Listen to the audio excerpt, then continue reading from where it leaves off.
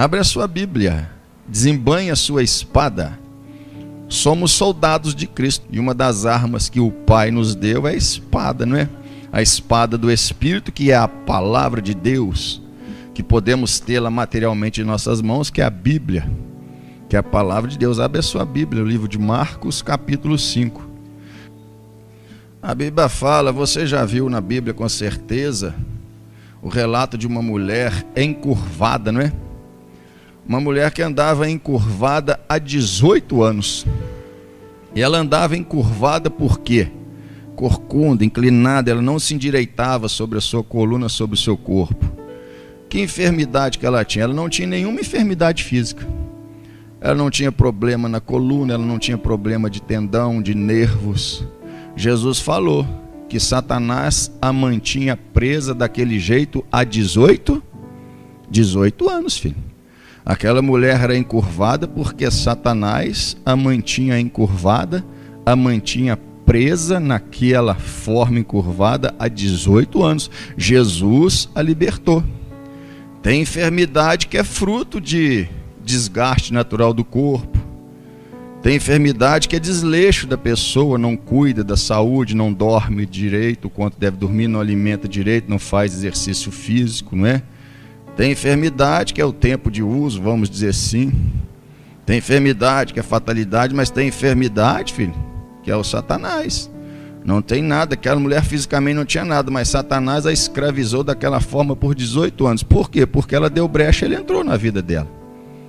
E tinha um demônio, um espírito enviado por Satanás, que ficava na vida daquela mulher e fazia ela ser encurvada. Por que um demônio entra na vida de uma pessoa, pastor? Porque ele faz muita coisa ruim, ele peca muito? Sim. Se envolve com vício, prostituição? Sim. Mas não é só por conta disso, não. Às vezes a pessoa não comete nenhum tipo de pecado, aquilo que chamamos de pecado, vício, prostituição, infidelidade, rouba a Deus, seja lá o que for. Mas às vezes a pessoa não busca Deus. E Jesus falou que quando um demônio é expulso de uma pessoa, ele anda por lugares áridos. E aí ele fala, vou voltar para a minha antiga casa. E voltando para a antiga casa, a antiga pessoa onde ele ficava lá, igual no caso da mulher encurvada, fazia ficar encurvada e fez isso 18 anos, e encontra a casa varrida e limpa.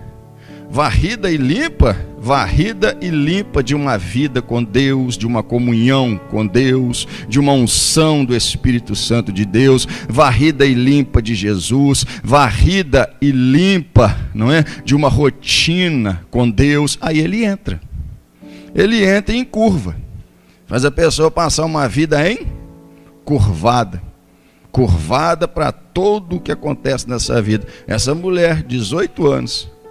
E agora nós vamos ver uma outra mulher que padecia 12 anos por uma enfermidade. A mulher que tinha um fluxo de sangue. Versículo 25. E certa mulher que havia 12 anos tinha um fluxo de sangue. E que havia padecido muito. Ela padeceu com quem? Com médicos, muitos médicos. Padeceu com muitos médicos. As pessoas confiam na medicina, confiam na ciência. Nós temos medicina, temos ciência, misericórdia do Senhor, mas nós devemos confiar e esperar apenas no Senhor. Essa mulher, 12 anos, padecendo na mão de muitos médicos, sofrendo na mão de muitos médicos. E essa mulher tinha recurso porque ela conseguiu pagar consultas, tratamentos, medicamentos durante 12 anos e despendido tudo quanto tinha, desfazendo de todos os bens que ela tinha, tá vendo? Nada lhe aproveitando. Por mais recursos que ela tinha, por mais que ela pudesse consultar com os melhores médicos, tomar os melhores medicamentos, fazer os melhores tratamentos, nada resolvia. E o efeito era contrário. Isso antes indo a pior. A situação ficava cada vez pior, filho. Cada vez pior. Indo de mal a pior. E despendido tudo quanto tinha, nada lhe aproveitando. Ela tinha riqueza, ela tinha posse. Muita gente ajunta para dia de dificuldade. Esse é o pior erro de uma pessoa. Eu vou fazer essa reserva, eu vou trabalhar para ter uma reserva, eu vou trabalhar para ter um bem, para um dia de necessidade. Olha só. Olha a fé dessa pessoa. Olha como que a pessoa está crendo. Ela já está crendo que vai ter necessidade, mas isso não é o pior. O pior é crer que o que ela está juntando, reservando, o que ela está fazendo, seja lá o que for, da forma como ela pensa que está se garantindo, vai ajudar no dia da necessidade. Vai resolver no dia da necessidade. Essa mulher gastou tudo que tinha durante 12 anos, todo o recurso que tinha, e só fez piorar, não é?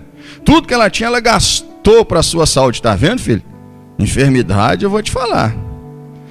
Tem enfermidade que faz a pessoa oferecer tudo que tem, desprende de tudo que tem. Às vezes a pessoa é pegada às coisas materiais, mas quando vem uma enfermidade mortal, uma enfermidade desse tipo, a pessoa lança a mão de tudo porque a pessoa quer sarar e a pessoa não quer o quê? Morrer. Mas no caso dessa mulher não resolveu.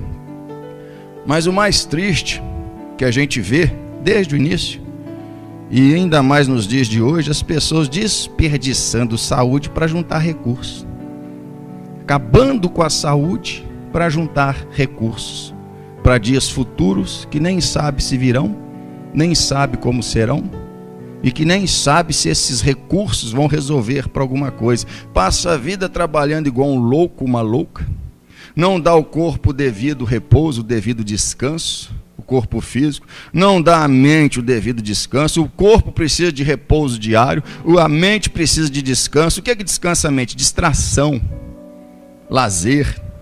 E aí passa uma vida trabalhando feito um louco, uma louca, não tem o tempo de descanso necessário para o corpo descansar, se refazer do desgaste daquele dia, não descansa a mente com tempos de lazer. Tem gente que acha que uma vez, 2 vezes no ano, uma viagem que faz, vai resolver. Estou precisando viajar, estou estressado. Isso não resolve não, filho. Você tem que dar descanso por corpo diariamente. Você tem que dar descanso, escape para sua mente diariamente, porque senão vai ficar doente sim, e aquilo tudo que é juntar não vai servir para trazer sua saúde de volta. A saúde que vai gastar se matando de trabalhar para construir coisas para dias futuros. Quem está entendendo, diga graças a Deus. Deixa marcado, aí a gente vai voltar. Dá uma olhadinha em Eclesiastes 4. As pessoas estão se matando de trabalhar. Estão escravizadas por longas horas de trabalho. Não, porque eu quero fazer um pé de meia. Eu quero juntar um recurso porque vai que aconteça uma necessidade. Pode ter certeza que ela vai acontecer. Você já está chamando por ela? Mas o seu recurso de nada vai adiantar, filho, porque Deus é Deus. Ele fala: maldito o homem que se estriba no seu próprio entendimento e faz do seu braço a sua força. Nós temos que aprender a descansar unicamente no Senhor, esperar no Senhor. Versículo 6, melhor é uma mão cheia com descanso, está vendo? Você tem que saber o seu limite, filho, aquilo que é o suficiente para você. A Bíblia fala que nós temos que aprender a nos contentarmos com a porção diária que Deus nos dá, mas tem crente que quer a porção de hoje, quer a porção de amanhã, quer a porção do mês que vem. Deus deu maná para o povo, falou: todo dia vai ter maná, vai cair de madrugada com orvalho, pegue apenas para aquele dia. Se pegar para o dia seguinte vai virar bicho. O povo teimava, pegava maná para 2, 3 dias, aquilo que ele pegava para os dias seguintes virava bicho, fedia, apodrecia. O crente tem que aprender a viver com a porção diária. Melhor uma mão cheia com descanso, filho, com repouso, com paz de espírito, do que ambas as mãos trabalhar para ter as 2 mãos cheias, mas com trabalho escravo e aflição de espírito. E aí quando chega lá na frente doente e olha para trás, fala: quanto tempo eu desperdicei, podia ter descansado, podia ter estado mais presente em casa, podia ter me divertido mais. Tem gente que não diverte porque tem que trabalhar, não tem tempo para tirar um dia na semana para uma diversão, uma distração, porque tem que trabalhar, tem que fazer uma extra, tem que fazer um biquinho. Não, agora eu não posso, durante esse tempo, mas lá na frente, será que vai ter mais lá na frente para nós? Vai ter mais lá na frente para você? A Bíblia fala o dia que se chama hoje. Se hoje eu não viver, se hoje você não viver da forma correta, amanhã vai ficar complicado, filho. Essa mulher gastou tudo que tinha e só fez pior. piorar. Então melhor uma mão cheia, mas com descanso e paz, do que ambas as mãos cheias, mas à custa de muito trabalho, esforço, sacrifício e ainda aflição de espírito. Você vê as pessoas, tem gente que está quase arrebentando uma veia na cabeça, uma veia no coração, de tanto que só trabalha, não faz nada, trabalha. Para quê? Para depois ficar doente? Para depois vir a óbito subitamente? Não esqueça que Deus falou que nosso corpo é templo do Espírito Santo, e aquele que destruiu o templo do Espírito Santo, que é o nosso corpo, Deus vai destruir a alma, vai lançar a alma no inferno. As pessoas acham que destruir o templo do Espírito Santo é só com bebida alcoólica, com droga, com cigarro, com prostituição. Não, isso aí, fazendo do corpo uma máquina de trabalhar, negando ao corpo físico, né, o descanso, o repouso, a boa alimentação, negando à mente o descanso, a distração. Isso é estar destruindo, e aí está sempre aflito, sempre ansioso, nunca consegue buscar a Deus em paz de todo o coração. Está vendo como que um abismo chama outro abismo, não é verdade? Volta lá para Marcos 5. E despendido tudo quanto tinha, nada lhe aproveitava. Está vendo? Essa mulher juntou, talvez ela até pensou, vou juntar, se eu tiver algum problema com dificuldade, eu tenho bastante posse para resolver minha situação. Gastou tudo e ficou pior. Nem sequer melhorou. Por que está na Bíblia? Ensinamento para mim e para você, filho. Ensinamento para nós. Não é verdade? E ouvindo falar de Jesus, olha só, ouvindo falar de Jesus, quem é Jesus, o que Jesus faz, para que Jesus veio, Salvador, veio por detrás entre a multidão e tocou na sua vestimenta. O que você tem que entender, essa passagem é conhecida, mas nós temos que sempre falar e repetir a palavra de Deus. Imagine para essa mulher que há 12 anos tinha uma hemorragia, fraqueza, anemia profunda. E sem falar que ela era uma pessoa excluída da sociedade, ela era considerada imunda por essa enfermidade que ela tinha, esse sangramento constante. No livro de Levítico fala que quando a mulher estava nos dias dela do mês, né, do sangramento, ela era considerada imunda, e quando passasse aqueles dias, ela tinha que passar por uma cerimônia ensinada por Deus de purificação. 12 anos imunda, não podia tocar nas pessoas, as pessoas não podiam tocar nela, e ela tinha uma multidão entre ela e Jesus. Ela tinha preconceito entre ela e Jesus. Ela tinha dificuldade, multidão, uma mulher debilitada, 12 anos na situação. Imagina a fraqueza dessa mulher. Hein? Mas nós sabemos que ela rompeu a multidão, venceu a multidão física, venceu o preconceito, não é? E tocou em Jesus, filho. Numa situação dessa, isso aí é louvável, isso aí mostra esforço, dedicação, persistência. Jesus era cercado sempre por milhares e milhares de pessoas. Imagina romper uma multidão dessa, sempre apertando Jesus, em uma situação dessa. E ela foi, ela tocou, nós sabemos que ela conseguiu romper essa multidão, superar essa multidão, vencer esse obstáculo e tocar Jesus. Aqui fala, ouvindo falar de Jesus, veio por detrás entre a multidão e tocou na sua vestimenta. No livro de Lucas dá o detalhe mais certo, na orla da sua veste, a orla, a barra da sua veste. Para essa mulher tocar na barra da veste de Jesus, que é lá junto do calcanhar, como que posição que ela deveria estar? De joelho ou já se arrastando, filho? Porque se ela tivesse em pé, ela tocava no ombro, ela tocava no braço, nas costas. Mas para ela tocar na orla, na barra da roupa, é porque essa mulher já chegou de joelhos ou se arrastando devido à sua condição, à sua dificuldade. Mas ela perseverou até o fim, igreja. Ou se todos os crentes fossem perseverantes assim, né? Perseverassem até o fim, rastejasse sim para estar na presença do Senhor, prostrado. Mas a maioria hoje em dia desiste na primeira dificuldade, não é verdade, igreja? Primeira dificuldade, primeira contradição, primeiro aborrecimento, a pessoa já desiste. A pessoa já fala, eu não vou, é muita isso, é muito aquilo. Essa mulher venceu a multidão, filho. Chegou. ela dizia em seu coração: se tão somente tocar nas suas vestes, sararei. Vamos falar de fé, igreja? O justo vive da fé. O crente vive da fé. Milagre só acontece para quem vive da fé. Ela foi até Jesus como? Com fé. Com que fé que ela foi até Jesus? Se eu apenas tocar nele, eu sararei. Eu não preciso falar com ele, eu não preciso pedir a atenção dele, eu não preciso pedir que ele ore, que ele imponha as mãos sobre mim, que ele passe barro em mim, saliva. Se eu tocar nele, eu vou sarar. Isso é o que estava no coração dela. Quem que pôs essa fé? Quem que pôs isto no coração dela? O Espírito Santo, filho. E ela foi alimentada por aquilo. A multidão tentando resistir à dificuldade, mas estava no coração dela e o Espírito Santo avivando. É só tocá-lo que você sara. E assim ela foi. Se tão somente eu tocar-lhe, eu sararei. E ela tocou em Jesus, e o que aconteceu? E logo se lhe secou a fonte do seu sangue, instantâneo. Diga glória a Deus. Está vendo, filho?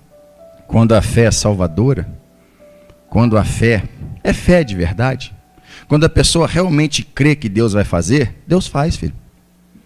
Quando a pessoa realmente crê que o Senhor vai fazer, que o Senhor vai responder, que o Senhor vai ouvir, que o Senhor vai dar o escape, que o Senhor vai transformar, Ele transforma, filho. Só que tem que ter perseverança, persistência, não é? Resistir, superar o que tiver que ser superado nessa vida. Ela chegou já ali de joelho, já prostrada, ela tocou. Quando ela tocou, sentiu, aquilo parou. Ela sentiu estar curada daquele mal. Se tão somente tocar nas suas vestes, temos que aprender a crer e viver da fé. Você conhece a história do centurião de Cafarnaum? Tinha um escravo, um servo na sua casa doente. Ele foi até Jesus e disse: Senhor, você sabe qual foi a dificuldade desse centurião? Você imagina, centurião da corte romana, hein? Indo até Jesus, um galileu, filho de um carpinteiro, o nazareno, líder de uma seita, um centurião da alta corte romana, foi até Jesus e disse: Senhor, olha, cadê o orgulho desse homem? Muitas pessoas não vêm até Jesus por orgulho. O que as pessoas da minha família, o que as pessoas da minha faculdade, do meu círculo de amizade, do meu trabalho, vão falar, vão se souber que eu estou indo em uma igreja evangélica, que agora eu virei crente. Muitas pessoas não servem, não vêm para Jesus por orgulho, porque fica preocupado com o que as pessoas vão pensar. E aí quando estiverem no inferno, vão falar: por que eu dei atenção para as coisas? Por que eu não fui quando eu tive oportunidade? Esse centurião deixou Jesus admirado, filho, maravilhado. Ele não olhou para status, não olhou para o que os romanos iriam falar. Você foi até o Galileu? Que é isso? Você também agora vai virar um discípulo dele, um seguidor dessa seita? Ele foi com a sua comitiva até Jesus, desceu do cavalo e falou: Senhor, o meu servo está em casa moribundo, muito doente, e eu queria que o Senhor o sarasse. Jesus falou: eu vou contigo. O que o centurião falou? Mestre, da chama de mel, olha só, eu não sou digno que o Senhor entre em minha casa. Por que ele disse isso? Porque era costume de judeu. Judeu não entrava em casa de gentil. Gentil é todos que não eram judeus. Olha como que esses judeus eram, não é? Legalista, hipócrita.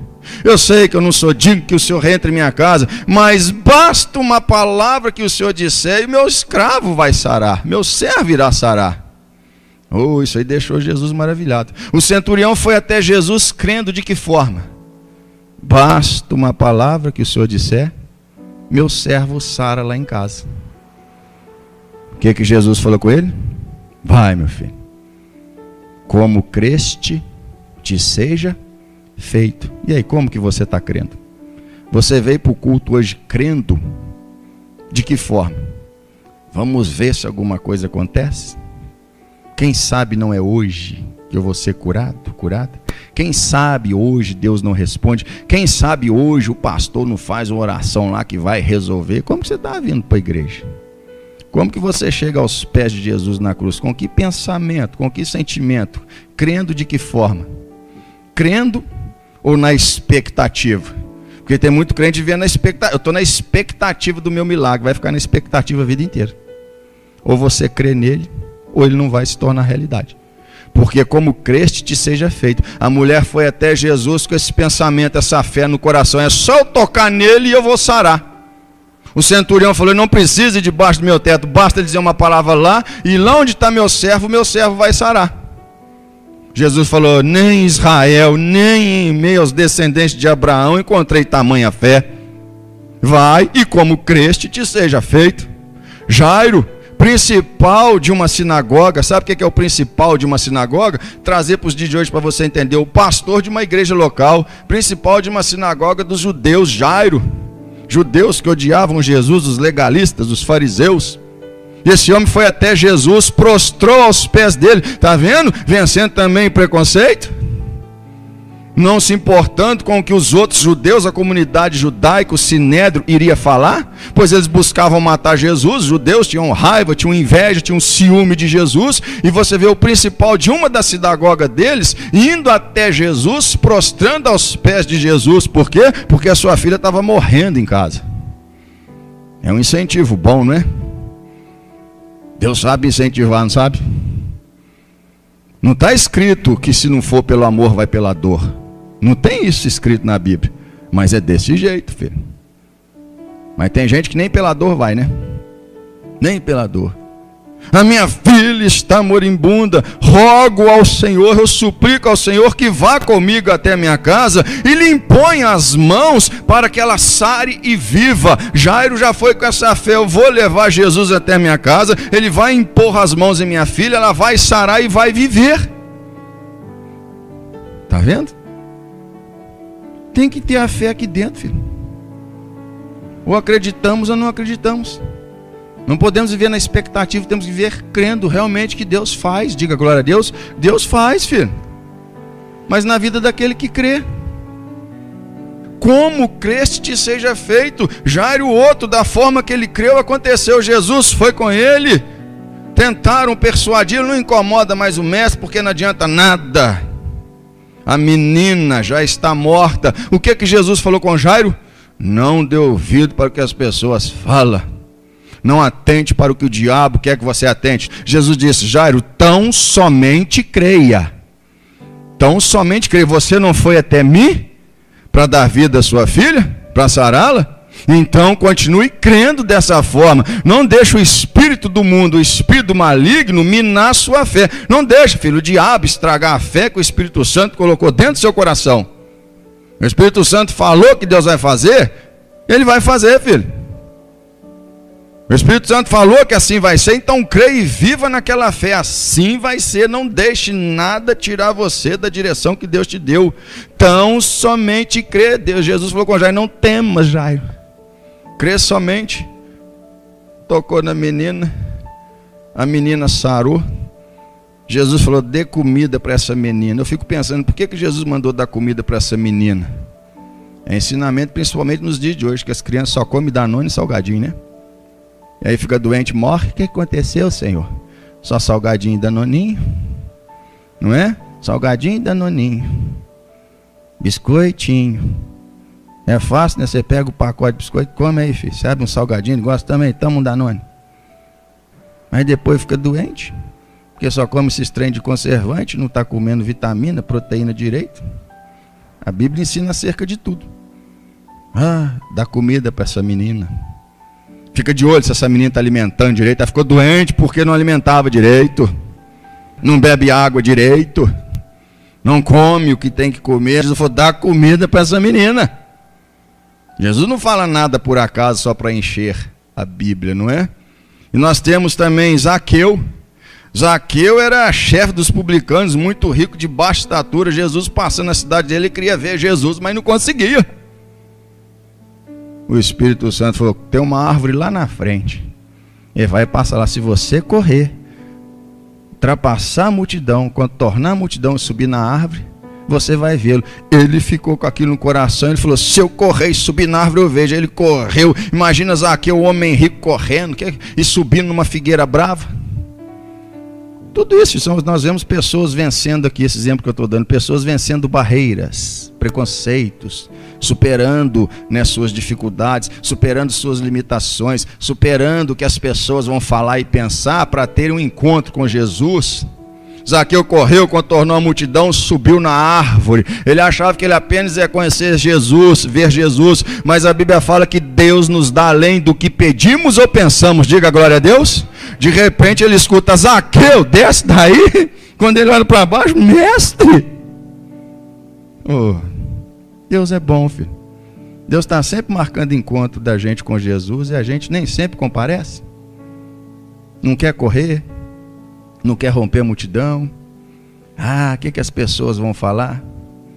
Por isso não está sendo abençoado como Deus queria. Desce daí, pois convém eu pousar na sua casa hoje. Se ele não corre, você fala, vou correr nada, vou fazer papel de trouxa no meio desse povo, todo mundo me conhece, eu saí correndo aí, a minha roupa bonitona. Eu sou chefe dos publicanos, não corro na rua não, hein? Jesus foi até a casa dele, recebeu Jesus com alegria, entendeu a mensagem, e Jesus falou, hoje chegou salvação nessa casa. Diga glória a Deus.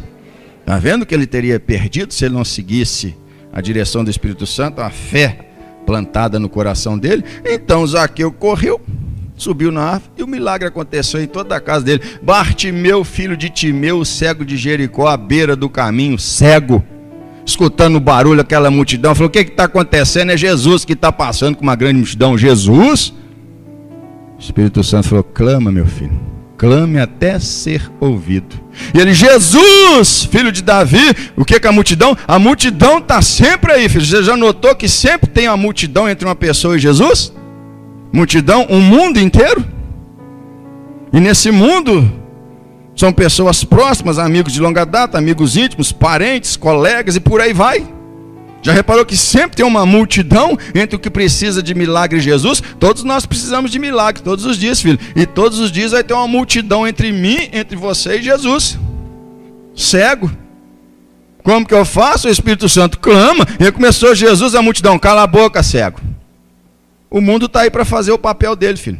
E as pessoas que estão no mundo, ainda que sejam amigas, né, vamos dizer assim, mas não existe amizade do mundo com quem é do reino de Deus. Muita gente insiste em pensar que tem, não tem. Porque que comunhão há entre trevas e luz?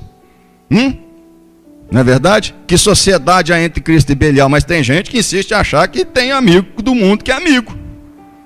Mas vamos dizer assim, né? E o que é que a multidão? Cala a boca, cego. O mundo está aí, a multidão está fazendo o papel dela. Qual que é o papel da multidão, do mundo que jaz no maligno? Nos impedir de chegar até Jesus. Nos impedir de fazer o que Deus está ordenando. Cala a boca, ele, Jesus, fica quieto, cego. E quanto mais a multidão o oprimia, o ofendia, mandava ele ficar quieto, mais ele gritava, Jesus, filho de Davi, tem misericórdia de mim. E o que aconteceu em determinado momento? Jesus parou e falou, traga-o até mim. Diga glória a Deus. Está vendo? Clama, clama, que ele vai ouvir, filho. E uma hora ele vai parar e vai falar, traga-o até mim, traga-a até mim. E curou Bartimeu, o filho de Timeu, o cego de Jericó. Então todos esses, filho, venceram barreiras, preconceitos, se esforçaram, se dedicaram. E o que aconteceu? Viveram o milagre.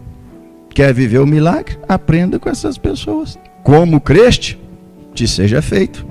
Eu creio nessa palavra. Como creste, vai acontecer. É só questão de tempo, filho. É só questão de tempo. Se crer e não duvidar no seu coração, o milagre sempre vai o quê? O milagre sempre vai acontecer. Sabe qual que é a maior barreira dos crentes nos dias de hoje? A impaciência. Vamos falar do crente que está desviado, afastado, não congregava mais, não tinha mais aquela vida com Deus, aí está na dificuldade, fala, o jeito é ficar firme mesmo e volta. Já quer que no primeiro culto tudo seja resolvido. Pode ser, se Deus quiser fazer assim. Mas só que tem muita semente ruim plantada, né? E elas vão brotar. Vai começar a semear boas sementes, né? Porque voltou para casa, para a presença, está ouvindo. Vai começar a colher bons frutos, mas tem que entender que tem frutos ruins que vai colher, enquanto não acabar uma de cada semente que foi semeada na desobediência, no desvio, no afastamento do Senhor. Aí já quer que num culto já tudo resolve, a vida muda. Se Deus quiser fazer assim, Ele faz. E aí não tem paciência para esperar. Não tem paciência para esperar acabar a colheita ruim e começar só a colheita boa. Não tem paciência para esperar Deus falar, pare, traga-o até mim. Não tem paciência. Esse é o problema nos dias de hoje, o maior problema dos crentes, a impaciência. Por quê? É aquilo que eu falei nisso, é o corre-corre, é muito trabalho, é muito sonho para idealizar, não é? É muito esforço para desprender. Então quando chega no que diz respeito a Deus, tem que ser depressa, eu tenho pouco tempo. Tem que ser rápido. O maior problema dos crentes do dia de hoje é a pressa, filho. A maior barreira que eles enfrentam e não estão conseguindo transportar é a paciência. E aí vai na impaciência, se esmurece na fé e por isso não vive o milagre. Vai lá em Provérbios 13. Essa tem sido uma grande barreira que Satanás tem usado na vida de muito crente. A impaciência, a falta de perseverança. Se não acontecer depressa, já não serve. Aí já é motivo para esmurecer na fé, enfraquecer no coração e afastar-se de novo do Senhor e deixar de caminhar firme na fé. Por isso não está vivendo o milagre. Versículo 12. A esperança demorada enfraquece o coração. Está vendo? Muitos acham que está demorando. Deus não demora, filho. Deus age na hora certa. Isso não está acontecendo porque ainda está faltando alguma coisa em mim ou em você. Sim ou não? Mas porque ainda não aconteceu, porque ainda não realizou, porque ainda não concretizou, porque a luta não passou, a tempestade ainda não passou, começa a enfraquecer no coração, esmurecer lá. A esperança demorada, a resposta ainda não veio, o milagre ainda não aconteceu, a pessoa começa a entristecer, se aborrecer no coração, desfalecer na fé, aí já não quer congregar, já não quer meditar, já não quer orar. Pronto, ponto para o inimigo, para o adversário. Não vai viver o milagre. A esperança demorada enfraquece o coração. Tem que saber esperar, filho. Tem que saber esperar. Como creste te seja feito. Se eu tão somente tocar, eu vou sarar. Basta uma palavra, meu criado sara. Vai até minha casa, impõe-lhes as mãos para que ela sare e viva. Se eu clamar, ele me responde. Continuar crendo. Não se deixe levar pela impaciência, pela inquietação, pela ansiedade. Ainda não aconteceu, ainda não se cumpriu. E aí vai enfraquecendo no coração, enfraquecendo na fé. E aí não acontece mesmo. Veja o Salmo 40. Tem que aprender a esperar, filho. Bartimeu clamou até Jesus chamar, parar e falar, traz ele até mim. Tem que aprender a esperar no Senhor. Um exemplo que eu gosto de usar de paciência, Davi. Esperou o quê? 13 anos? Para parar de fugir como um cachorro de Saul, como ele mesmo fala. Esperou lá, versículo 1. Esperei com paciência onde? No Senhor. Esperar com paciência, em paz, não murmurando todo dia. Ai, até hoje nada, eu estou orando, fui na igreja, eu recebi a palavra, eu jejuei, eu meditei e nada. Uai. Esperei, tem que esperar com paciência. Paciência, com paz, com certeza que o milagre vai acontecer. Esperei com paciência no Senhor, em Cristo, na palavra. Ah, o milagre não aconteceu, também não vou fazer tudo conforme a Bíblia fala, não.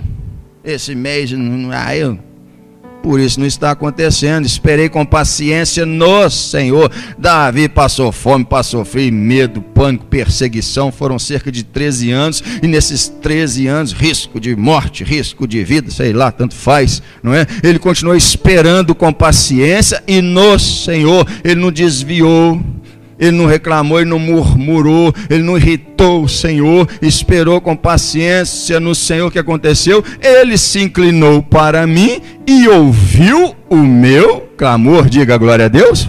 Está vendo?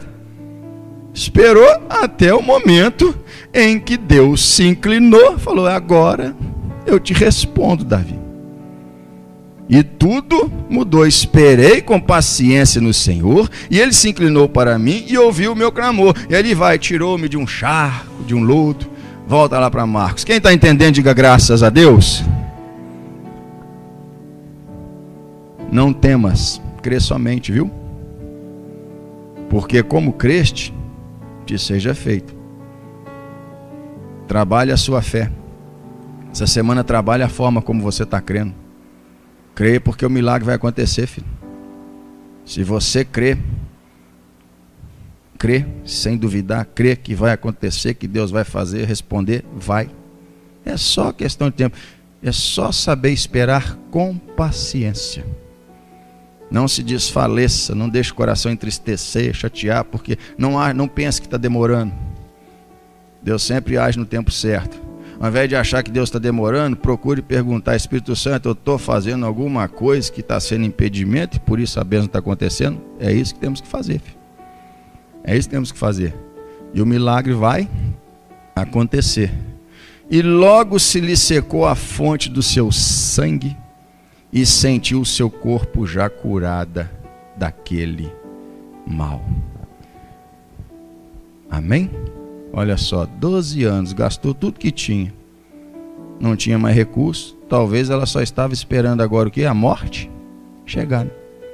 Mas sabendo que Jesus estava ali, ó, o Espírito Santo falou: vai lá e toca nele, é o suficiente. Você só precisa romper a multidão. Ela foi, se arrastou, os últimos metros ela fez se arrastando, tocou na orla, puf. Depois tem um restante ali maravilhoso, o encontro com Jesus. Aprenda a crer, filho. Aprenda a esperar com paciência, não duvida. Depois a gente continua a mensagem onde nós paramos, tem mais revelação ali.